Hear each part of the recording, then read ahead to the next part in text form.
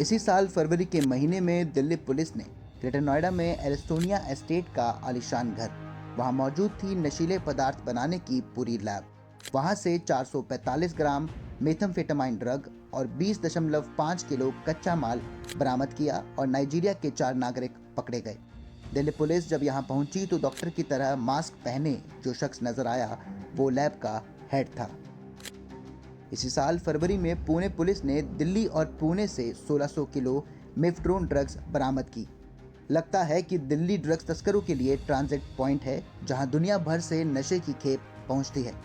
आंकड़ों के मुताबिक दिल्ली में पुलिस ने इस साल 15 जून तक 631 एनडीपीएस मामलों में 720 लोगों को गिरफ्तार किया है।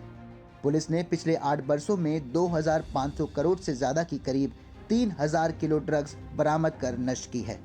नशे के सौदागरों पर नकेल कसने के लिए पुलिस ने पिछले साल ऑपरेशन कवच चलाया था, जिसके तहत न सिर्फ तस्कर पकड़े गए बल्कि नशे के खिलाफ जागरूकता की मुहिम भी चलाई गई।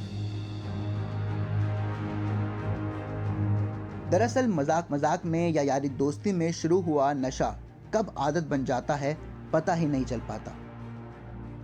ड्रग्स पेडलर्स का मोस्टली सॉफ्ट टारगेट ये होता है कि जो भी इंस्टीट्यूट कॉलेज होती है, 11-12 के क्लासेस होते हैं या जो प्राइवेट क्लासेस चलते हैं, जो बाहर जो एक्चुअली फैमिली से दूर रह के बच्चे पढ़ते हैं या फिर कोचिंग इंस्टीट्यूट्स होते हैं जहाँ बच्चे तैयारी करते हैं, उनके वेरियस सोर्सेज के थ्रू वो बच्चों के पास पहुँचते हैं और फिर वहाँ उनका काम करते हैं। फर्स्ट टाइम एक्सपोजर उनके लिए थोड़ा अच्छा लगता है, उनको अच्छा लगता है, लेकिन एक बार जब लत लग जाती है और उसके बाद जब छोड़ने का टाइम आता है तब जो सिम्टम्स वापस बैक जो होते हैं 1-2 दिन ना लेने के बाद उसके बाद तो वो थोड़ा गंभीर सिम्टम्स होते हैं। कोकीन, हेरोइन, गांजे के साथ ही पार्टी ड्रग्स म्याओ म्याओ यानी मिफड्रॉन की मांग काफ़ी ज़्यादा है। डिमांड है तभी चीज़ मार्केट में बिक रही है, तो वो डिमांड के लिए हम अलग अलग अवेयरनेस प्रोग्राम ज़रूर करते रहते हैं। डिस्ट्रिक्ट लेवल पे रूटीन में चलते रहते हैं। जो अफेक्टेड पॉकेट्स वगैरह हैं वहाँ पे उस हिसाब से यूथ को एंगेज करते हैं या जो लोग अफेक्टेड है उनको एंगेज करते हैं उस अदर एक्टिविटीज़ में, स्पोर्ट्स या उस तरह से।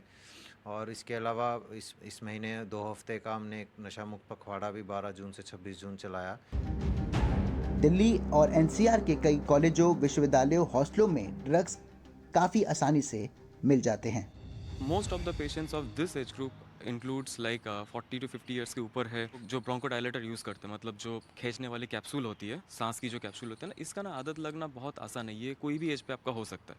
क्या होता है कि सांस जब एक टाइम पे किसी का भी ऐसे फूलता है, कुछ होता है, तो आप उस टाइम पे वो मेडिकेशन जब हम लोग देते हैं तो जब व्हेन द डिजीज स्टार्ट्स, जब शुरू जब होता है तो उस टाइम पे इंसान को उससे फ़र्क मिलता है। लेकिन क्या होता है ना, एक टाइम के बाद वो स्टेरॉइड से या फिर वो ब्रोंकोडायलेटर्स ना उनको एक उसका क्योंकि फिर उनको वो अच्छा लगने लगता है कि मुझे तो थोड़ा बहुत अगर मिल जाता है तो मुझे तो मेरा वो क्या बोलते हैं उसको, मुझे आराम मिल रहा है या फिर कुछ, तो फिर क्या होता है ना कि ये एक आदत बन जाता है। दिल्ली पुलिस की मुहिम और कार्रवाई चलती रहेगी, लेकिन लोगों को ये समझना बेहद ज़रूरी है कि आखिरकार नशा कितना हानिकारक होता है और ऐसे में अपने परिवार को भी इस बात से समझाना ज़रूरी है कि नशा ना करें, क्योंकि जितनी ज़्यादा जागरूकता होगी उतना ही कम नशा होगा। दिल्ली से अपने कैमरा सहयोगी शेख मोमिन के साथ मैं शुभांग सिंह ठाकुर, NDTV इंडिया।